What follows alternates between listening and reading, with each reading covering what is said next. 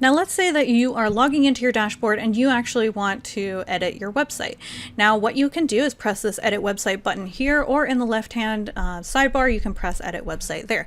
Either way you'll get taken to the website editor, and I don't know why they make you press this button again, but you can press it again and then you'll be able to make any changes to the website that you need. Okay, so once the website loads, and this, like I said, this is just an example website that we built for a client, you'll see your website with these little boxes kind of showing where all these elements are. It is a pretty simple drag and drop editor, but there can be a few things that can trip you up. So we're going to go over those one by one so you can kind of see how this website editor works so that it's not confusing. Okay, so the main layout. So the main website editor has a few different parts to it. Up here in the top bar, you can see we have all these different options. Starting with this panel here, you can open it to see redirections, backups, website export preferences, help, shortcuts, return to the old website editor, or go to your website manager. Redirections will allow you to create your own custom redirect URLs. So say you wanted to create a URL that would take people to some kind of scheduler or something that with a really long link. You can press add rule, and then you can create a shorter redirect. So something like getting started or scheduling, something like that. Scheduling. And then you can paste whatever link you want to redirect to right down here. That's what this redirection section is for. You can also create a backup of your website, which we automatically do for you every month. If you want to add a name for your new backup, you can do that here and then press save. You can see for this client we have all of these past updates to the website. Then you can export your website if you want to use the website in your own account or something like that. You can press prepare and download zip. You can also change your preferences for how the website editor looks, things like that here. You can check out the help section, which will give you tutorials on what you can do regarding the website editor or your account or anything else. And then we have shortcuts. So keyboard shortcuts for getting to different elements in the website editor. You don't need to use these. You can totally just click on the buttons. So that's this menu. Then we have an undo and a redo button here. We have a preview mode button, which will allow you to really take a look at what the website looks like live. Now, some of these things don't necessarily show accurately. Sometimes forms can be a little bit finicky in preview mode, but for the most part, that's what your website will look like. You can also press open preview website, and that will take you to your website in a new tab. If you already have your website published, when you press on this, you'll see like a view live button, I believe, instead, and that will take you to the live website instead of a preview version. You can check out presentation mode, which isn't very useful. You can share the presentation link, which you don't ever really need to do, or you can send a link to the feedback tool, which we've already covered in a different video. You can also reload the page using this button here, or you can save and publish your changes pressing the save button. If you want to preview the website on different screen sizes, you can toggle between mobile, tablet, or desktop views. You can even choose your specific aspect ratio if you want. You can zoom in and out using this zoom button here, and you can lock your zoom level so that, you know, as you're switching between devices, it will look different. Then we have our design settings, which we'll go over in a second. We have our pages menu. If we click on that, you can see what pages exist on this website. You can create a new page. You can toggle them around and move them so that they're either pages or subpages. You can control the settings for each page by pressing on this little gear icon and changing any of this information. You can also expand this to get a little bit more details if you need to. And if you want to duplicate a page, you can press on this little duplicate button. You can also delete a page as long as it's not your home page. So this is the home page, which is why it's not allowing me to delete it. So that's it for the pages button. We also have this to-do button, which isn't necessarily going to be super useful unless you've shared feedback on the website. Any feedback that you have shared is going to show up as a to-do list. That way I'll know what feedback you want to incorporate throughout the website. And if your website isn't already published, you'll see a little publish button here, and this will publish your changes to the domain that you've connected or that we've connected for you. Now there's also a more button here, and if you press on that, you can get to things like your website settings, where you can change the name of your website, you can change the logo associated with your website, the little preview image that shows up when you share your website on social media. You can change your favicon, which is that icon that shows up in the tab part of your browser. And there's a lot of other things that you can get access to here. There's the data tab, which, if you already logged into your dashboard, you'll see that you can access that information there as well. Then there's SEO and meta. This is kind of more technical things that usually will set up for you, but if you ever do want to change that, you can change that here. You can also add multiple languages, although none of our clients really ask us to do that. Then we have things like your collections manager. So if you have a blog or any kind of database that we've built into your website, when you press that collections manager, you'll see that here. We're going to have another video tutorial which goes over collections specifically, but this is how you can get to that menu so that you can make any of those changes there. We also have the files menu, so if you press on that, you can see all the files and folders that have been saved in your website. In this case, we only have a few for this client, so those are all just in one folder called unassigned. If you want, you can drag new media files here so that they are uploaded into whatever folder you choose. You can also do a URL import where you paste the URL to whatever piece of media you want to import. Choose the folder, press import, and it will show up in your website storage. Another thing you can do is this content import button. I don't recommend doing this because basically what you're doing is kind of trying to essentially clone another website page into your website, but it can be a little weird. It doesn't necessarily translate everything over the way that you expect it to, so I just kind of recommend staying away from that.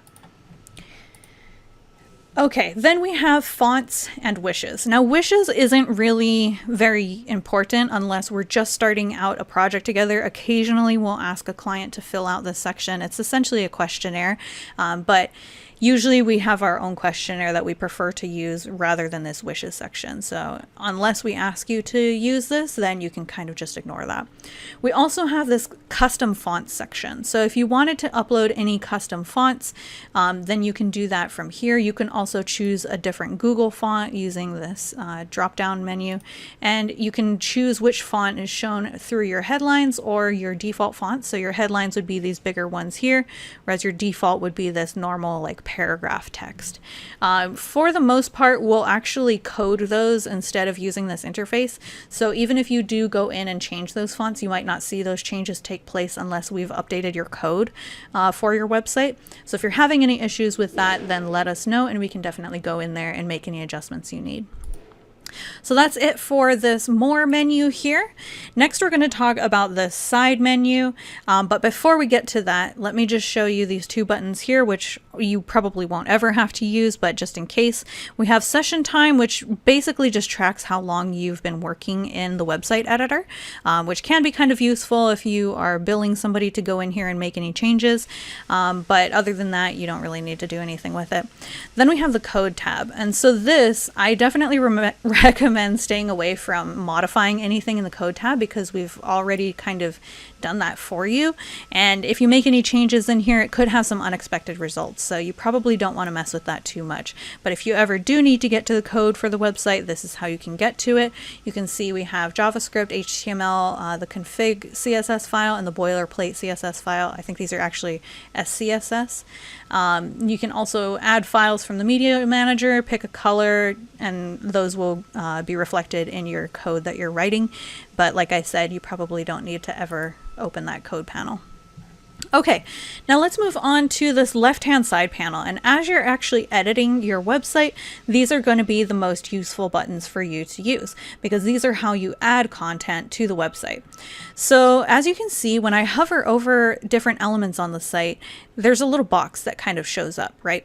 Now, an important thing to know is that wherever your selected item is, it can be a little difficult to tell because you can't see whether it's in a container or inside another container or whatever. So the way that you can tell where it is on the page or how many containers surround this element is by looking down here at what are called breadcrumbs. So you can see through this, we have our headline. So if I hover over it, it's going to hover that box so you can see exactly what that headline is. So headline is this piece that says step 2. Then you can see we have a container, and it's called container columns box. And when we highlight it, it looks like it's basically the same size as that step 2 container.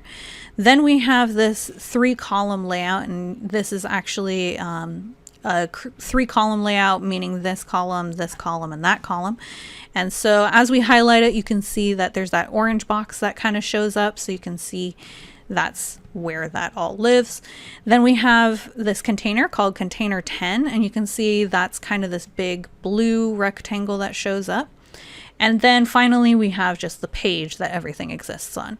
Now the reason that this is so important is because if you wanted to move this into this column, sometimes just clicking and dragging it isn't going to put it in the right place because it might put it outside of a container. And this is where it can be really helpful to use those keyboard shortcuts. So say if I move this headline, see it says press Control if you want to drop this element between containers. So I'm going to press Control on my keyboard. If you're using a Mac, that would be Command. And I can put it here. You can see that it will give me different options. So let's say I wanted to put it at the end of this.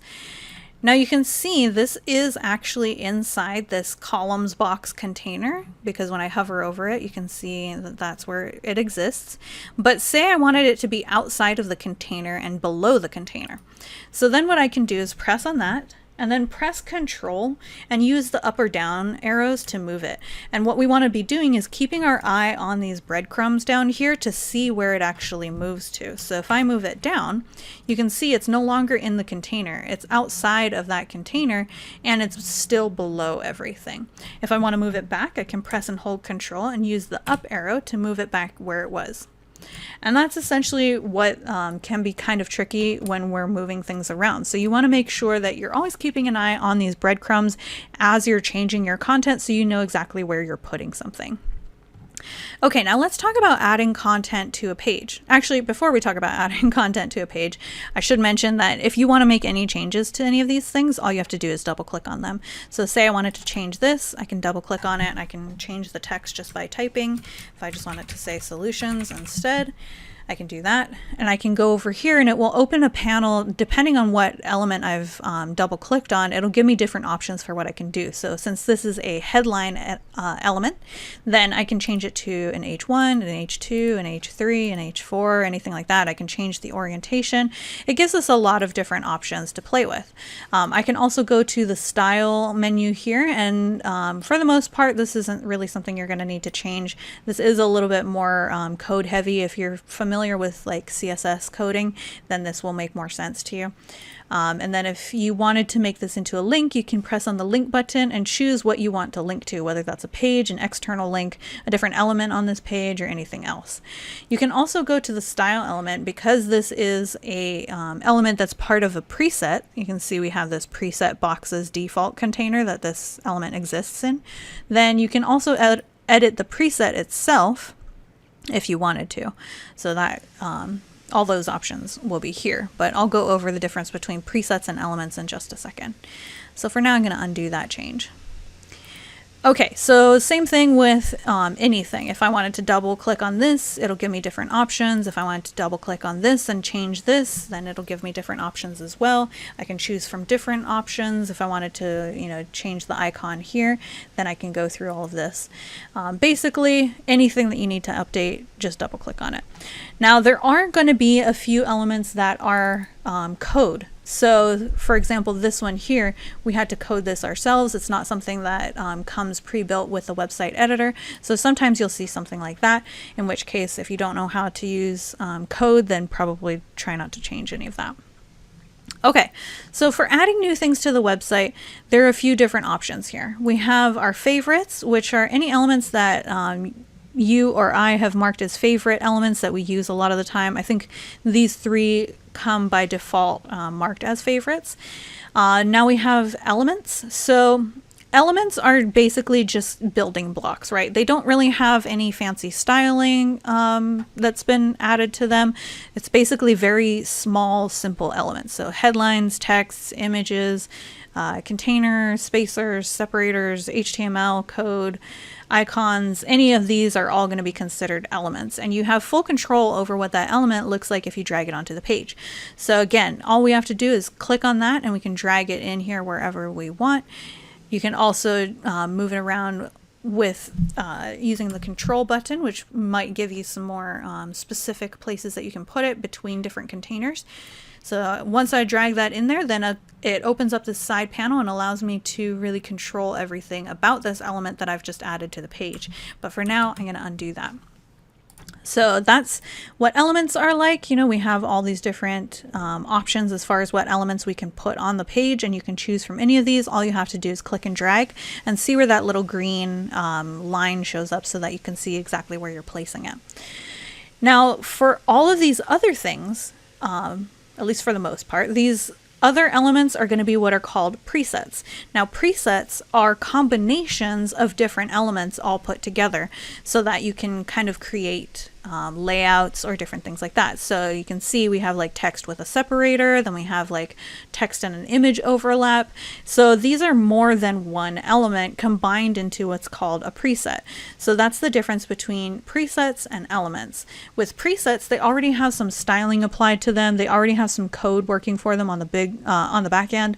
And so things can get kind of creative, but they're an easier starting point if you don't want to build things from scratch. If you do want to build things from scratch, then I recommend sticking with elements, putting it in there and styling it and customizing it yourself. But if you want something that's kind of already built into something that looks more like what you see on a website typically, then you can just click and drag those in there. For example, I'm going to just click and drag this image with text box section, and you can see it already puts some elements in there, including an image and some text, so you can go ahead and customize it right away. You'll see different settings that you can change for each different preset because they are going to contain different elements and they're going to be built in different ways. But for the most part, presets, when you hover over them, are going to have this kind of yellow border, whereas elements are going to have this blue border. Okay, I'm going to undo that. Now all the rest of these, like I said, are basically going to be preset elements. So if you wanted to add a different layout for your website, something like 6 columns instead of the 3 that we currently have here, then you can do that using these columns presets. If you want to add any of these like grid presets or box presets, you can do that. You can also add accordion presets, table presets, different features like a timeline or these little like hours of operation. You can add a cookie consent bar. Any of these different features can be just dragged and dropped into the website. You can also add images using this. Now the difference between images in the elements section is that this is just going to be like one single image, and then this one here would be like a gallery, but again, they're not part of a preset, so you have more control over exactly what that looks like. Whereas if you go to this images button here, these are presets, so these have like a grid layout or captions or something like that that makes it different from just showing images on the page. You can also add sliders, whether that's for text, images, videos, or anything else. You can add a header, which is the piece at the top of your website. It also includes a menu for the most part. Usually your header is where your main menu is going to be. You can also add a footer, which is kind of the opposite. It goes at the bottom of your website, and sometimes there's a menu in there, sometimes there's not, but these are pre-built footer presets, so they kind of already have all the elements you need inside of them. We also have forms that are pre-built, but if you wanted to create your own form fields, you can scroll down and see all these different fields that you can add to your forms, things like a text area, radio buttons, checkbox, anything like that. You can also use this marketing section to create very simple pre-made landing pages or CTAs, calls to action.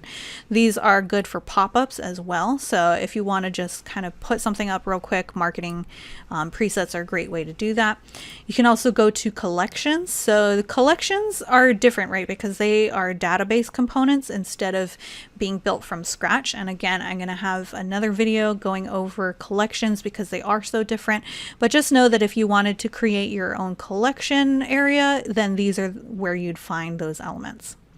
Finally, we have the shop page. So if you have an Ecwid shop, I believe that's how it's pronounced, then you can go ahead and connect your Ecwid account and create a shop on your website already. I believe Ecwid's basic account allows you to create a shop for free, but there might be some limitations to that.